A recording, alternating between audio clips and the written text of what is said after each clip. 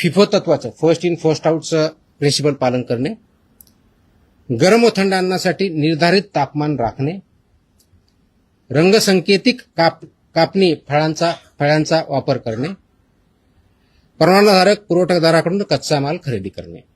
आता याच्यामध्ये की म्हणतो शेतकऱ्यांकडे दिलं तर तुमचा परवानगीधारक कुठं, तर त्याच्यामध्ये जी रिसीट असते त्याला सुद्धा आपण अग्रीमेंट याच्यामध्ये डेफिनेशनमध्ये काउंट केलं आहे. त्याच्यामुळे रिसीट इज, कारण याचा उद्देशच एवढा आहे की तो फूड किंवा रॉ मटेरियल कुठून आलं हे ट्रेस करता आलं पाहिजे, हा त्याच्या पाठीमागचा उद्देश आहे. त्याचबरोबर ग्राहकांसाठी मोफत पिण्यायोग्य पाणी पिण्याचं प्रोव्हाइड करणं, मोफत देणं अपेक्षित आहे. सुरक्षित पिण्याचे पाणी विनामूल्य उपलब्ध करून देणं बंधनकारक आहे.